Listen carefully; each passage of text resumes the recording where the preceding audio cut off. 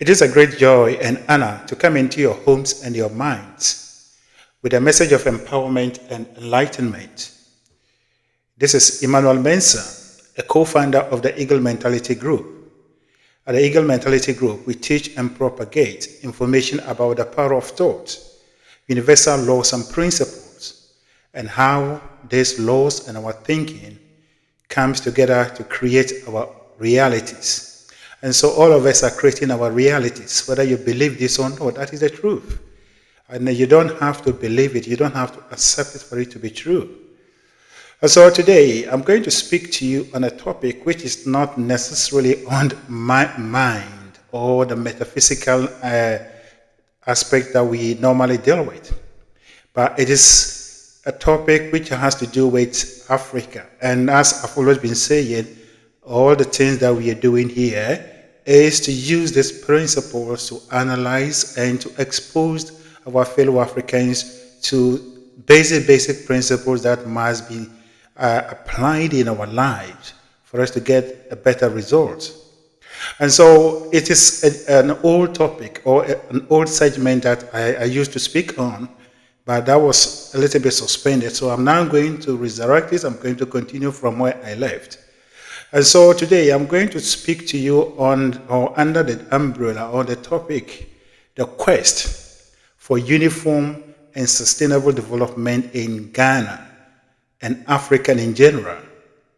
So I'm using Ghana because I'm a Ghanaian and I grew up in a Ghanaian system before I traveled outside. And so I know everything by experience and from studies and also speaking to people. And so whatever I'm saying here is applicable or is the same in almost all African countries. And so what we are doing is to learn or to educate ourselves, then we take it from here and apply it in our various countries. But I'm using Ghana as a case study. You see, so we are talking of looking for uniform and sustainable development in Ghana. And so in my previous episodes, I touched on the local administration or local governance, which is very critical, very important. But today I'm going to speak to you on the role of the church in development. In development. And I'm going to compare this, what is happening in Ghana and Africa and what is happening in the West. See, whether we like it or not, Christianity is something that we inherited. It was brought to us by the Europeans. And therefore, we have to look at how they've used this institution to develop themselves and how we are using it to develop ourselves or we are not, you see. And so the role of a church is very critical. And I'm going to use myself as an example. As I've always been saying, most of the things, or if not all, issues that I speak about is a practical life or is a life experiences. Every one of us have our own life experiences, but it depends on how you want to use your life experience to benefit others or to bring change and improvement in the lives of other people. And so I'm going to use my life, my story, to represent a case I am putting across and why the church must respond differently from what we are doing now. And even when I say the church, I'm actually speaking emphatically on the Pentecostal and the charismatic churches. The other churches are inclusive, but they have done a lot. As we go along, we will see how they have contributed to where we are and what we are. And so in the Ghanaian geographical locations or geographical map, I come from a place called Akenyim in the Karachi in Chumburu district. It used to be Karachi district. In the Oti region, previously when I was a young boy, when I was growing up, it was in the Volta region, in the northern Volta. And so when I was born, and I grew up to a point that I could see things and analyze. As far as my village was concerned, there was nothing, no government facility. I grew up in a primitive life. There was no pipe-borne water. There was no electricity. There was nothing. The only thing that was different apart from the local Atapami houses and the trees and other things around us, was an old stone building that was built by the Roman Catholic Church and was used as a school building, as a school class. And that was where the Akenyem RC Primary School was. And that was where all of us attended school. Everyone that came from that village. So our life was shaped by the Roman Catholic Church. When it comes to education, whatever I have become today, education-wise, the foundation was laid through the efforts of the Roman Catholic Church. And what I'm saying, I am not the only person, and my village is not the only place. There are millions or thousands of places across Ghana that mirror the same story. Even if none of your family members have actually attended a mission school, your distance or your grandparents, or some of them have gone through it, or you knew people who have gone through the mission schools. And so why am I saying this? I am saying this because there is the need for the church to be called upon to do the right thing.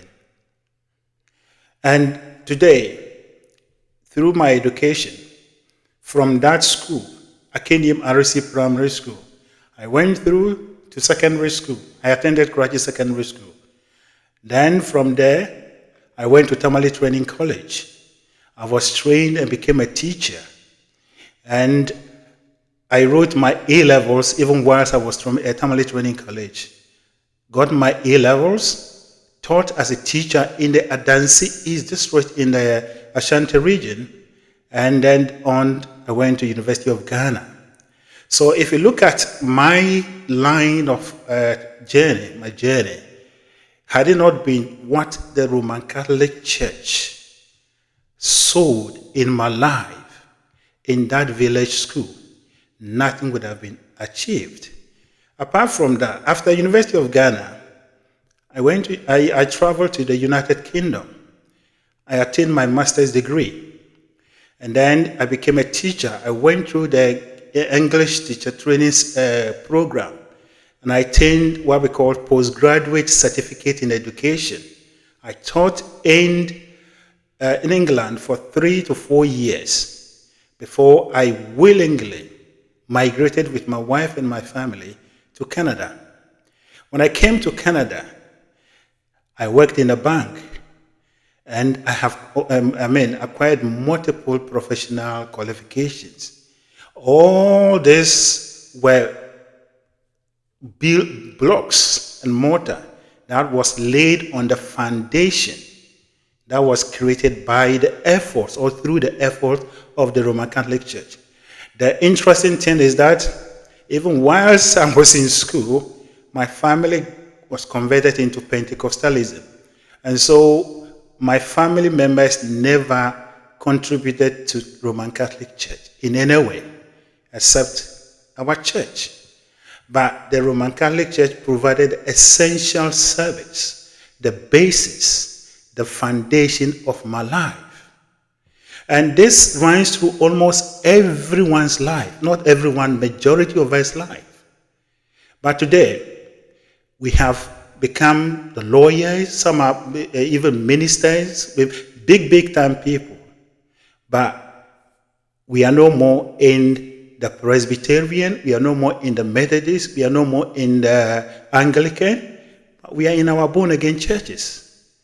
And we are paying 10% of our salary, whatever job you are doing, to the church, apart from the other offerings we are making.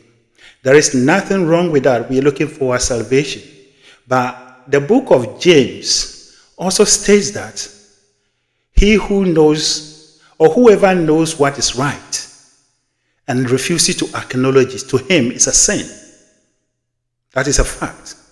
And therefore, all of us today that we call ourselves the born again Christians. And our churches are the mega churches. The charismatic churches are the big churches owning everything now.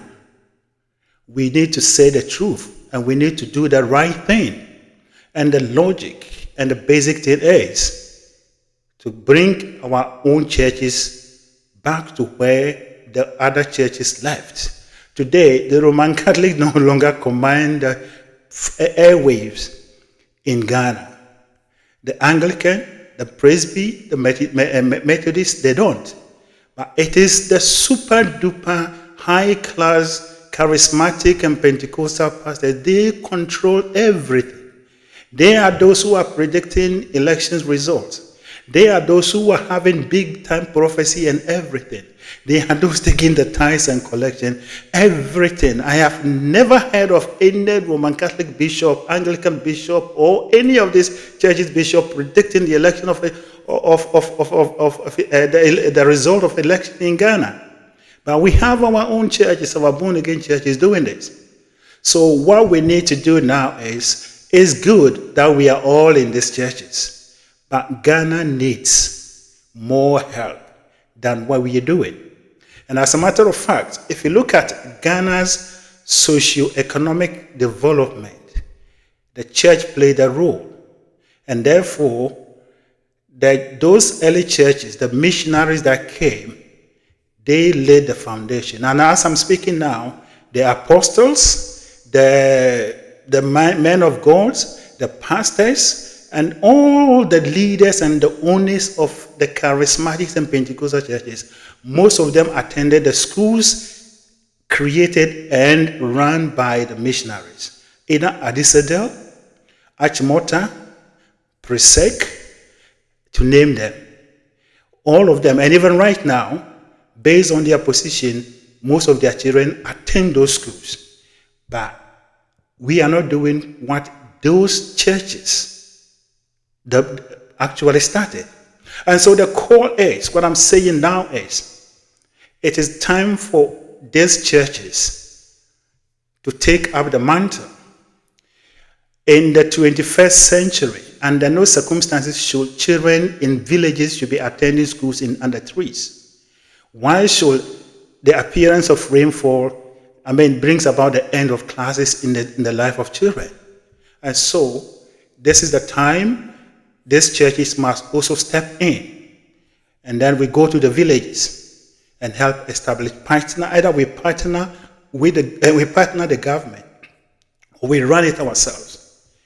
The universities that has been set up by all these churches, the private churches. If I'm in the seat of the president of Ghana, John Mahama, today, believe it or not, I would demote all of them.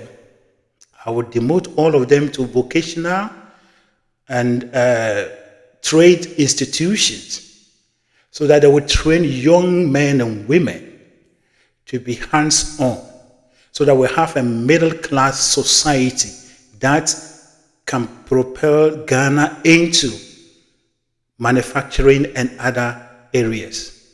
It's a fact. Ghana don't need more universities.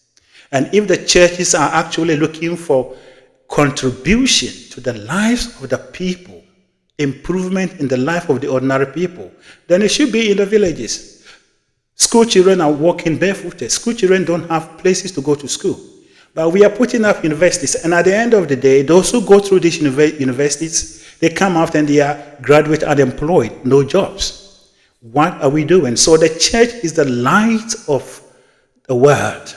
And if we are the light of the world, then it's better we do the right thing. And as a matter of fact, if you go to England, the Catholic Church and the Anglican Church, they match the government in terms of schools. The grammar schools, the best schools are owned, the best schools, primary and secondary, are owned by Catholic and Anglican Church. If you come to Canada here, the Catholic Church matches the government in every school catchment area. Wherever you see the public school, you see a Catholic school. They are contributing to the development of the people. And in the case of Ghana, most of these churches, like how I started, all the people growing up that will end up in these churches as born again. And it is only when we have people who have ability, who can work, who have professionals that can earn more money than they can come back to contribute.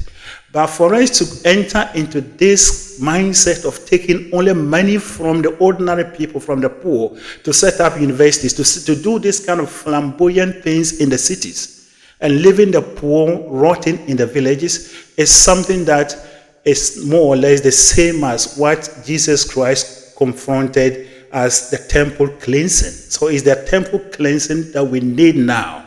The church must own up.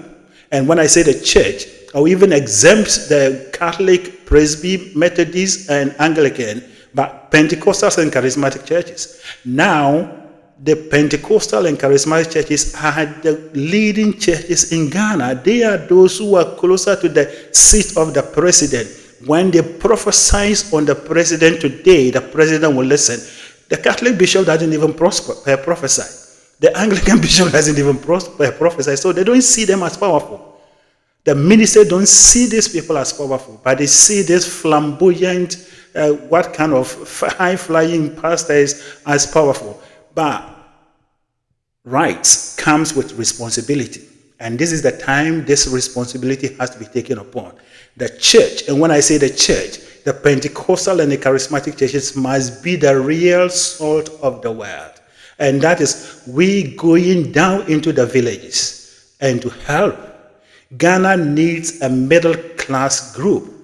And this can only be created by bringing up trade and vocational institutions. Every district, every regional center, every district should have at least one or two vocational or colleges that students can go and learn plumbing, electrician, and all these things. And then we gonna organize them and put them into standards such that we can have standardized way of doing things. This is when these are the group of people that will come out to invent things. The church must come in.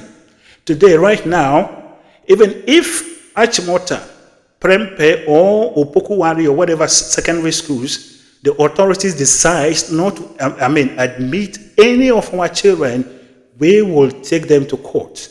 We will argue them. But the fact is that we now have the power. The Pentecostal and the charismatic churches have the power. And this is the time that we have to rise up. You see, I am not criticizing the church, but I want the church to be the best or to do the right thing. Just as the Bible says, whoever knows the right and never acknowledges to him is a sin. So more or less, we know what we need. The pastor on his pulpit preaching and talking about what the government is doing and government is not doing, it means you know what is needed. Now is your contribution. And that is why for me, regardless of wherever you stand, I value my church life and I value the contribution the church has have upon my life. But the fact is that church in Africa, as it is now, is business. And therefore, the church must pay tax. For me, that is my stand. That is my stand. And when we do that, we are doing it on principle that we are contributing to the development of our own self. We are impacting the lives of people. Our life is made up of both the physical and the non-physical. Before we go to heaven, we must have a prosperous life on here. And if we want, prosperous members, if we want people who will come to our churches as rich and powerful that have money, then we have to invest in their lives.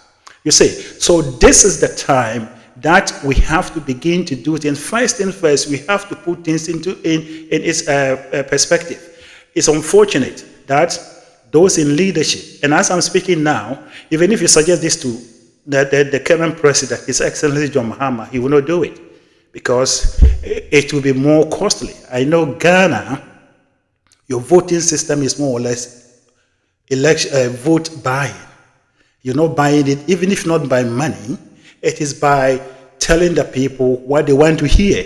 Promise them, and then they vote for you. When you get the power, you are unable to do it. Then the next cycle comes, then another one. That is why we have only MPP and NDC coming in place. You see, they are changing hands because they know very well that the people are ignorant.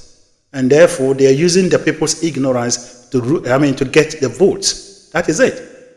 If the people are actually awakened to this, for all these years, let's take the Fourth Republic, since the first election till now, is promise and fail, promise and fail, promise and fail, not only on one side, on both sides, you see. It is because they are not ready to call a spade a spade. We have to put things in its right place.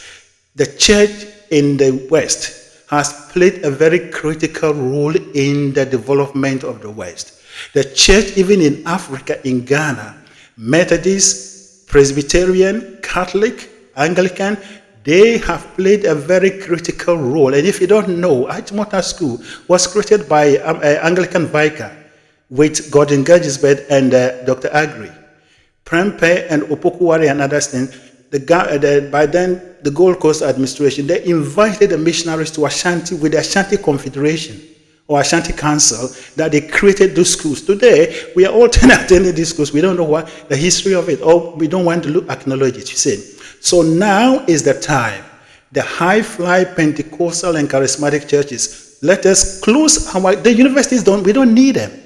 Let us convert these universities and push them into the local, the hinterland.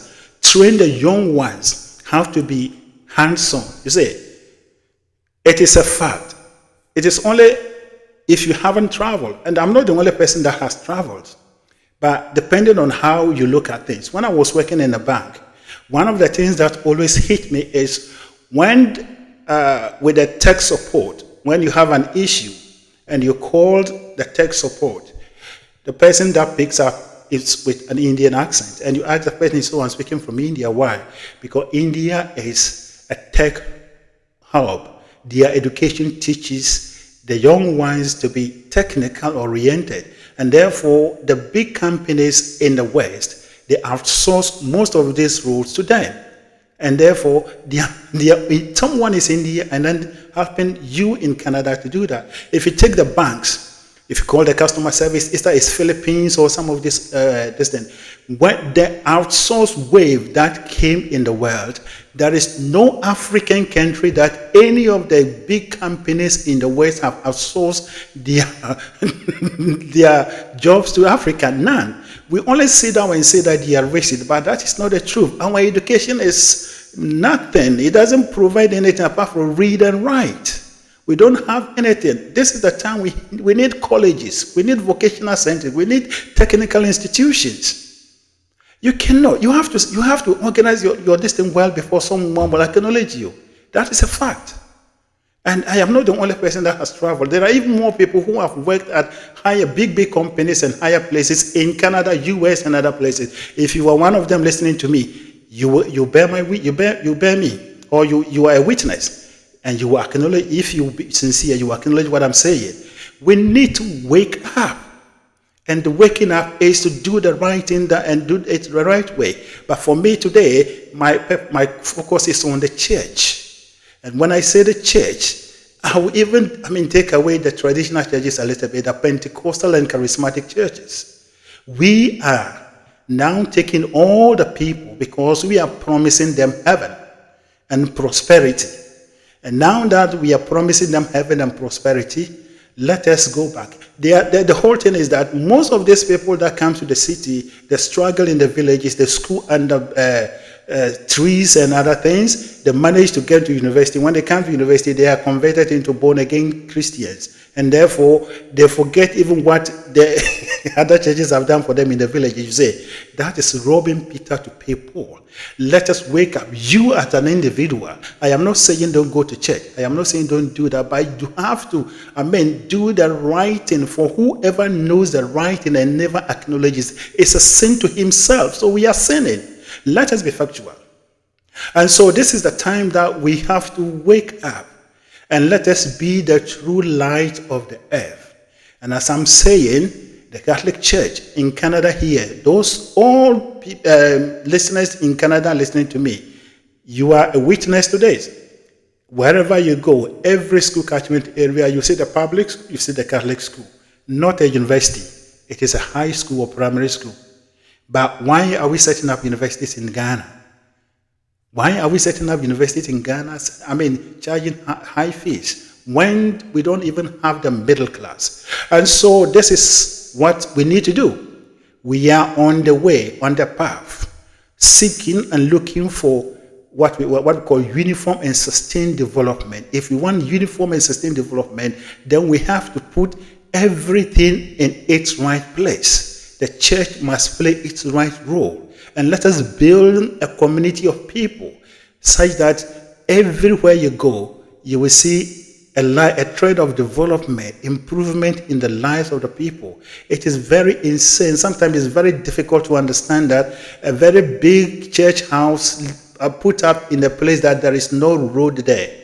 You go to a village that they have put up a very big house as a mission house for the pastor, and then the members are living in touches, and they say it is not the right way to do. As a matter of fact, let us do the right thing. And if we are to get ourselves anywhere, the church must step up. The church must take the lead and do the right thing. Catholic, Roman Catholic, Anglican, Presbyterian, Methodist, and they have led and brought us where we are.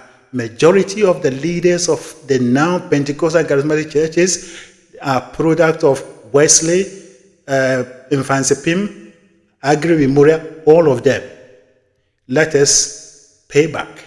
And when we do that, we will benefit and help bring Ghana to the place that it's supposed to be.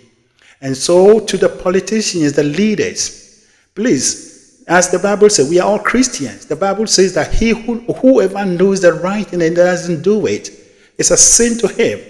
Better, even if you do one thing in your term and the people are offended and they vote you out the next time, be proud of yourself doing the right. Do the right thing. Sometimes truth is painful, but you have to inflict it. The medical doctor that take a knife and then cut through a patient in order to heal him or her is not hurting him or her, but is doing him a service. In the same way, if you are in a leadership position, if you are in a political position, and you do something that initially it will appear very painful to the people, and in the end, you have bring something that becomes more useful and beneficial to all, you have done a great job.